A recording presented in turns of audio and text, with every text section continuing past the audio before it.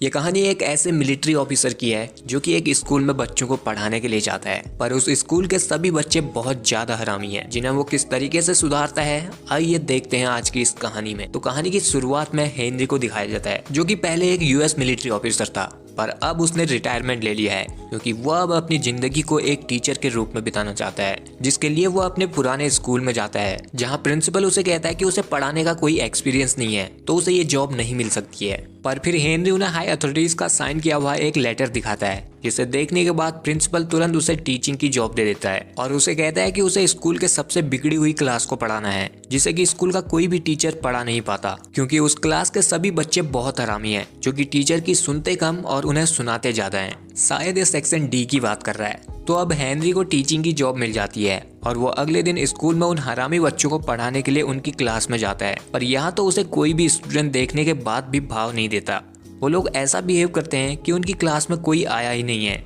और सब अपनी अपनी मस्ती में लगे रहते हैं। कोई क्लास में सोया हुआ है तो कोई गिटार बजा के लड़की को इम्प्रेस कर रहा है और यहाँ तक कि कुछ स्टूडेंट तो यहीं पर स्टोव जला के मैगी बना रहे हैं। स्कूल थोड़ी चल रहा है, ये तो कैंपिंग चल रही है और बेचारे हेनरी की तो कोई इज्जत ही नहीं है। तो अब हेनरी उन सभी बच्चों का ध्यान अपनी तरफ करने के लिए उन सभी के कामों पर कमेंट्स पास करता है। ए सुनो, मैगी 2 मिनट में थोड़ी बनती है, 10 मिनट लगते हैं, और तू पबजी के मरीज इधर दिखा, अबे तू तो नूब है।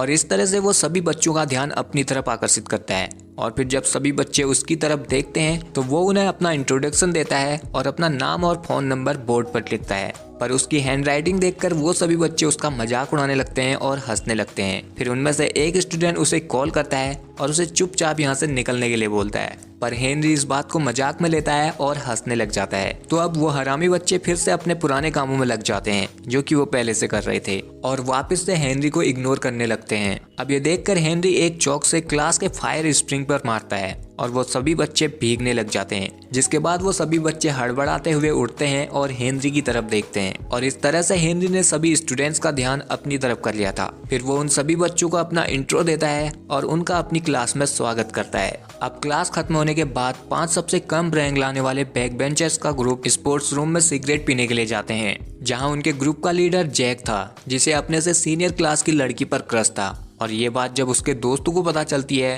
तो वो लोग उसका मजाक उड़ाने लगते हैं और तभी इधर स्कूल के अमीर और बिगड़े हुए बास्केटबॉल प्लेयर के बच्चों का ग्रुप आता है जो कि इन दोनों से बहुत चिढ़ते हैं और ये दोनों ही ग्रुप एक दूसरे के दुश्मन हैं। वो लोग जैक का मजाक उड़ाते हैं क्योंकि वो बेचारा बहुत गरीब है।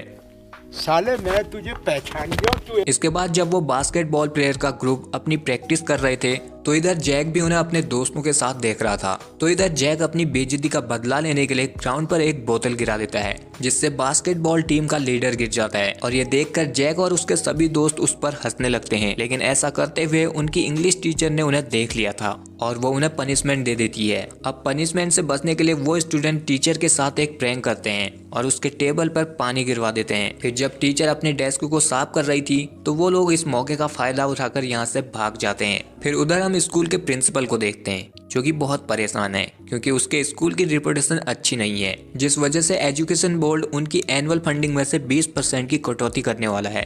इसलिए स्कूल में एजुकेशन बोर्ड से कुछ लोग भी आए थे क्योंकि वो जानना चाहते थे कि क्या वो स्कूल सही से चला रहे हैं या नहीं और वो किस तरह से स्कूल में फंडिंग का इस्तेमाल करते हैं। अब हेनरी अपनी क्लास में उन बच्चों को पढ़ाने के लिए जाता है, पर उधर क्लास में उन सभी स्टूडेंट्स ने उसके साथ प्रैंक करने के लिए दरवाजे के ऊपर एक पानी का बकेट रखा था। पर जब हेनरी दरवाजे को खोलता है तो वो उस गिरती हुई बकेट को मारकर दूर फेंक देता है और ये देखकर वो सभी बच्चे हैरान हो जाते हैं।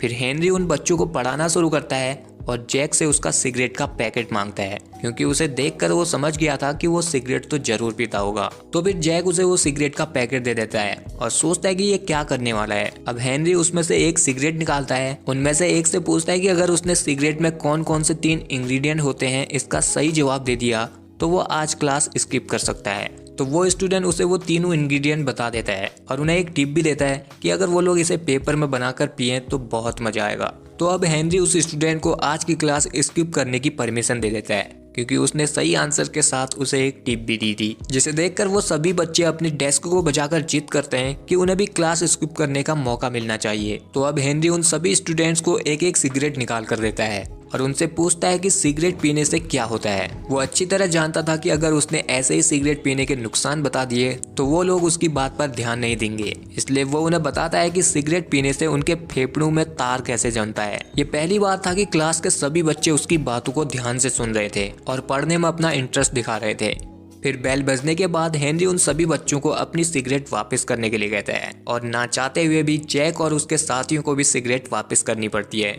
फिर उसी दिन कैफेटेरिया में बास्केटबॉल प्लेयर का कैप्टन जैक के एक दोस्त ब्रूस को गिरा देता है। फिर क्या था, इन दोनों ग्रुप की आपस में भसड़ चालू हो जाती है और वो लोग एक दूसरे पर कुर्सी टेबल सब कुछ फेंकने लग जाते हैं, जिसका नतीजा ये होता है कि हेनरी की क्लास के उन 5 बच्चों को टेम्परेरी सस्पेंड कर दिया जाता है, क्योंकि स्कूल अथॉरिटी उन 5 बच्चों को ही लड़ाई शुरू करवाने का जिम्मेदार मानती है। इसके बाद हेनरी जब प्रिंसिपल ऑफिस से बाहर निकलता है तो वो देखता है कि जैक अभी भी उन लोगों से लड़ रहा होता है। तो फिर हेनरी जल्दी से उधर जाता है और उन्हें रोकता है और जैक को शांत रहने के लिए कहता है, पर जैक गुस्से में कहता है कि यह स्कूल ही बायस्ड है, क्योंकि आज तक कभी भी स्कूल ने उन अमीर बच्चों को सजा नहीं दी थी।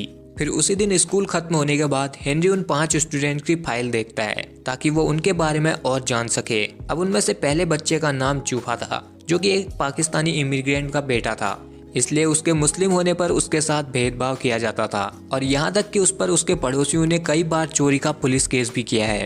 फिर भी इस सब के बावजूद जूफा को म्यूजिक बहुत पसंद था और उसका सपना है कि वो एक बहुत बड़ा म्यूजिशियन बने। दूसरे नंबर पर स्टूडेंट डेनन है, जिसके पिता उससे बिल्कुल भी प्यार नहीं करते, क्योंकि वो चाहते थे कि डेनन की जगह उनका बेटा पैदा हुआ होता तो बहुत अच्छा रहता, और इसी वजह से वो डेनन से बहुत नफरत करते थे। फिर जब डेनन का भाई पैदा हुआ तो वो उसे बहुत प्यार करते थे और उसे एक राजा बेटा की तरह ट्रीट किया करते थे, पर डेनन की बिल्कुल भी केयर नहीं करते थे। डेनन ने अपने पिता का प्यार पाने के लिए बहुत कोशिश की, जिसके लिए उसने लड़कों की तरह कार गेम खेलना और लड़कों की ही तरह जीना शुरू कर दिया था। यहाँ तक कि उसने अपने बालों को भी कटवा दिया ताकि उसके पिता उसे भी प्यार करे और उसकी केयर करे, पर इस सब से उसे कोई फायदा नहीं हुआ, जिससे डेनन को लगने लगा कि वो चाहे कुछ भी कर ले उसके पिता उससे नफरत ही करेंगे। इसके बाद ब्रूस और क्रिस नाम के 2 भाई थे, जिनकी माँ बचपन में ही किसी और के साथ भाग गई थी, जिस वजह से ब्रूस के पिता को शराब की लत लग गई और ब्रूस ने इस रियलिटी से बचने के लिए खुद को वीडियो गेम की लत लगा ली। अब उसके और उसके पिता का ध्यान क्रिस ही रखता था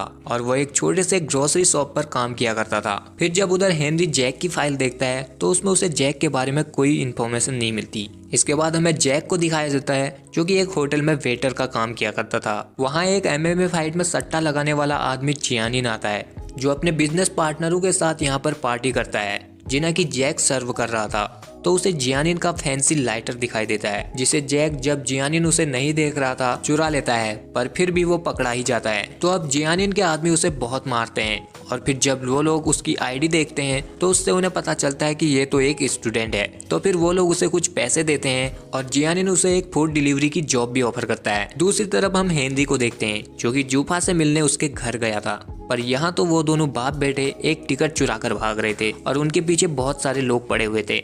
तो अब हेनरी उन सबको रोकता है और उन्हें जूफा के पिता को ही सही ठहराता है। फिर उसके बाद जूफा और हेनरी एक ब्रिज पर जाते हैं, जहाँ की एक बैंड परफॉर्म कर रहा था।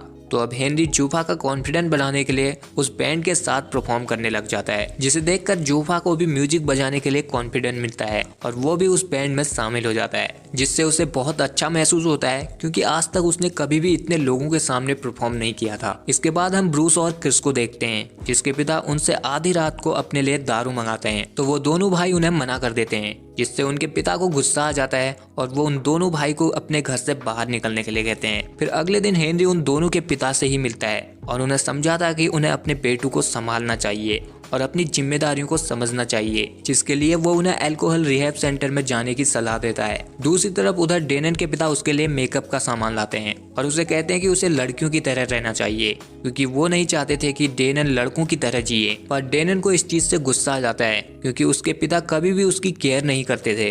वो उसे हमेशा ऐसा दिखाते थे कि डेनन अच्छी नहीं है। अब इधर डेनन वो सारा मेकअप अपने भाई के मुंह पर पहुंच जाती है और यहाँ से गाड़ी की चाबी लेकर निकल जाती है। पर जब वो ड्राइव करके जा रही थी तो उसके सामने हेनरी आ जाता है, जो उसे रोक कर कहता है कि बिना लाइसेंस के गाड़ी चलाना इल्लीगल है, अगर उसे गाड़ी चलानी ही है तो वो उसके साथ चले। तो अब ये दोनों गो कार्ट रेस के लिए जाते हैं, पर यहाँ हेनरी ने उसके पापा को भी बुलाया था, क्योंकि वो दोनों बाप बेटी के बीच रेस करवाना चाहता है। फिर इन दोनों के ही बीच रेस शुरू होती है, जिसमें वो दोनों बाप बेटी एक दूसरे की केयर बिल्कुल भी नहीं कर रहे थे और दोनों ही ट्रैक से बाहर पहुंच जाते हैं, जहां एक ट्रक डेनन की गो कार के ऊपर चढ़ जाती है, पर डेनन बच जाती है। और ये देखकर उधर डेनन के पिता को बहुत दुख पहुंचता है और वो रोने लगते हैं, क्योंकि उन्हें नहीं पता था कि डेनन बच गई है। जिसे देखकर डेनन को एहसास होता है कि उसके पिता उससे बहुत प्यार करते हैं, और वो अपने पिता के पास जाती है और उन्हें खुशी से गले लगा लेती है। अब अगले दिन जैक और ब्रूस एक ग्रुप के साथ एक अल्कोहल से रिकवर हो चुके आदमी का इंटरव्यू लेने के लिए जाते हैं, जहां पहुंचने पर वो दोनों ही चौंक जाते हैं, क्योंकि जिस आदमी का वो इंटरव्यू लेने वाले थे वो उनके ही पिता थे। अब इधर स्टूडेंट उनसे पूछते हैं कि उन्होंने शराब पीना क्यों शुरू किया, तो वो बताते हैं कि वो अपनी पत्नी से बहुत प्यार करते थे, पर वो उन्हें उनकी जिंदगी के सबसे मुश्किल वक्त में किसी और के साथ भाग गई, जिस वजह से उन्होंने शराब पीना शुरू कर दिया था। फिर वो ये सब भूल गए कि उनके 2 बच्चे भी हैं जिन्हें उन्हें पालना है। वो इधर उन्हें ये तो नहीं बताते कि जैक और ब्रूस ही उनके बेटे हैं, पर वो यहाँ उनसे माफी मांगते हैं, जिसे देखकर क्रिस और ब्रूस दोनों ही रोने लग जाते हैं। वहीं दूसरी तरफ हम जैक को देखते हैं, जिसने अब एमएमए सट्टेबाज जियानिन के साथ काम करना शुरू कर दिया था।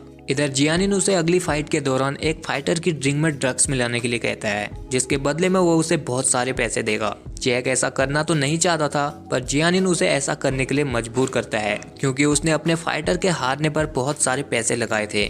तो अब फाइट से पहले जैक उस फाइटर की ड्रिंक में वो ड्रग्स डालता है, पर ऐसा करते हुए वो पकड़ा जाता है, जिससे वो लोग अब उसे बहुत मारते हैं और उसे एक लॉकर में बंद कर देते हैं। फिर थोड़ी देर बाद इधर हेनरी आता है और वो इनसे पूछता है कि क्या उन्होंने किसी स्टूडेंट को यहाँ पर देखा है। तो इधर उनमें से एक आदमी उसे यहाँ से जाने के लिए कहता है, पर तभी जैक लॉकर से हेल्प हेल्प करके चिल्लाने लगता है, जिससे हेनरी समझ जाता है कि उन लोगों ने जैक को फंसाया हुआ है। तो वो अब उन लोगों के साथ लड़ने लगता है और वो अकेला उन सब पर भारी पड़ता है। फिर आखिर में वो इधर उनके बेस्ट फाइटर से लड़कर उसे नॉकआउट कर देता है, जिसकी अगली फाइट होने वाली थी।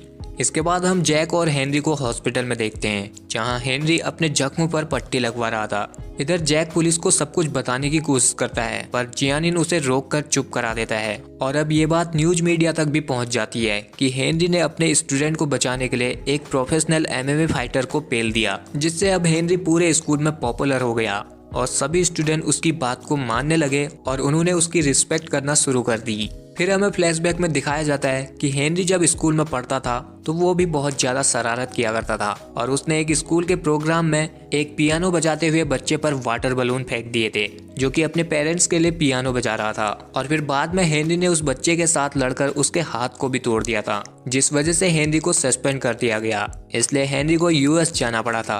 अब हम हेनरी को क्लास में देखते हैं, जहाँ सभी बच्चे उसकी रिस्पेक्ट करते हैं और हेनरी के पढ़ाने पर वो अपना पूरा ध्यान देते हैं और अपने आने वाले कॉलेज एंट्रेंस एग्जाम की तैयारी को जोरों शोरों से करते हैं। पर इधर ब्रूस के सिवा सभी लोग पढ़ाई में तगड़ी मेहनत कर रहे थे, लेकिन ब्रूस अपनी पढ़ाई में फोकस नहीं कर पा रहा था, क्योंकि उसे ड्रग्स लेने की आदत पड़ चुकी थी। फिर हमें पता चलता है कि जहां अपने परिवार की जिम्मेदारियों से बचने के लिए जैक ने वीडियो गेम का सहारा लिया था, तो हेनरी ने अपने परिवार के स्ट्रेस की वजह से ड्रग्स लेना शुरू कर दिया था। पर बाद में उसे लत लग गई, जिस वजह से वो अपनी स्टडी में फोकस नहीं कर पा रहा था, और इसलिए वो अपने मॉक टेस्ट में भी अच्छा परफॉर्म नहीं कर पा रहा था। अब हेनरी उसकी ऐसी हालत देखकर उसकी हेल्प करने का वादा करता है, लेकिन ब्रूस की हालत वक्त के साथ और ज्यादा खराब होने लगी और वो डिप्रेशन में आकर अपनी बालकनी से नीचे कूद जाता है। जिसके बाद जब उसे हॉस्पिटल ले जाया जाता है तो पता चलता है कि वो अब कोमा में जा चुका है, और फिर इस बात को मीडिया तोड़ मरोड़ कर पब्लिक के सामने रखती है और ब्रूस के कूदने का ब्लेम स्कूल और हेनरी पर डाल दिया जाता है, जिस वजह से अब हेनरी को स्कूल एजुकेशन बोर्ड के पास बुलाया जाता है और वो लोग उसका टीचिंग लाइसेंस कैंसिल कर देते हैं। इसलिए अब हेनरी को स्कूल से जाना पड़ता है। पर जब वो स्कूल से जा रहा था तो स्कूल के बहुत सारे बच्चे उसे रोकने की कोशिश करते हैं, क्योंकि वो नहीं चाहते थे कि हेनरी स्कूल छोड़कर जाए, जिस वजह से वो बहुत दुखी थे। तो वो सभी स्टूडेंट अब ये डिसाइड करते हैं कि वो लोग अपने आने वाले एग्जाम में बहुत अच्छा परफॉर्म करेंगे और एजुकेशन बोर्ड के सामने ये साबित करेंगे कि हेनरी एक अच्छा टीचर है। इसलिए वो अब उस दिन से अपने आने वाले एग्जाम की तैयारी दुगनी मेहनत से करने लगते हैं। और फिर जब एग्जाम का दिन आता है तो जैक, ब्रूस और क्लास के सभी बच्चों को हेनरी के फोन से मैसेज आता है कि वो उनसे स्कूल में एग्जाम से पहले मिलना चाहता है। फिर जब सभी बच्चे स्कूल में पहुंचते हैं तो इधर पता चलता है कि ये सब तो जियानिन का किया धरा है, क्योंकि वो हेनरी को सबक सिखाना चाहता था। वो अब इन सभी स्टूडेंट को स्कूल में कैद कर देता है ताकि वो लोग अपना एग्जाम ना दे पाए और हेनरी दोबारा से स्कूल में वापस ना पाए। पर कुछ देर बाद हेनरी जब स्कूल पहुंचता है तो उसे यहाँ जियानिन के बारे में सब कुछ पता चल जाता है कि उसने स्टूडेंट को अपने कब्जे में किया है। तो वो अब जल्दी से जियानिन की तरफ जाता है और उसके सभी आदमियों से लड़कर सभी स्टूडेंट को आजाद कर देता है। फिर वो स्टूडेंट अपना एग्जाम देने के लिए यहाँ से जल्दी से जाते हैं। पर इधर हेनरी अभी भी जियानिन से लड़ रहा था। अब लड़ाई के दौरान ही जियानिन उसे बताता है कि वो वही लड़का है जिसके हाथ को बचपन में हेनरी ने तोड़ दिया था और उसकी ही वजह से वो कभी म्यूजिक कंपटीशन में नहीं जा पाया और उसके बाद से उसने कभी भी पियानो नहीं बजाया और वो इस सब का कारण हेनरी को मानता था। हेनरी उसे समझाने की कोशिश करता है पर वो फिर से हेनरी पर अटैक कर देता है, लेकिन आखिर में हेनरी जब उसे एक नाइफ से मारने वाला था तो वो रुक जाता है और उससे अपने बचपन में की हुई गलती के लिए माफी मांगता है, जिसके बाद वो यहाँ से चला जाता है। उधर हम सभी स्टूडेंट को देखते हैं जो कि एग्जामिनेशन हॉल में पहुंच चुके थे और वो अपना एग्जाम दे देते हैं। फिर कुछ हफ्तों बाद जब उनका रिजल्ट आता है तो वो बच्चे सभी अच्छे नंबरों से पास हुए थे, जिस वजह से उनका स्कूल काफी हाई रैंक पर पहुंच जाता है। इसलिए एजुकेशन बोर्ड भी उनके स्कूल को 20% एक्स्ट्रा फंड दे देता है, जिससे स्कूल का प्रिंसिपल बहुत खुश हो जाता है। फिर उधर हम जियानिन को देखते हैं जिसने अब वापस से पियानो बजाना शुरू कर दिया था और दूसरी तरफ ब्रूस भी जल्दी से रिकवर हो रहा था और वो प्रॉमिस करता है कि वो अगली बार एंट्रेंस एग्जाम जरूर देगा। फिर इसके बाद हम स्कूल में हेनरी को वापस देखते हैं और वो अपने अगले बैच के स्टूडेंट पर फायर स्प्रिंग की बारिश करता है और यहीं पर ये कहानी एंड हो जाती है। सो गाइज, अगर आपको ये वीडियो पसंद आया है तो इस वीडियो को लाइक शेयर के साथ हमारे चैनल को सब्सक्राइब जरूर कर लेना। बाकी मैं मिलता हूँ आपसे अगली वीडियो में, तब तक के लिए आप हमारे चैनल की और वीडियोस को भी देख सकते हैं।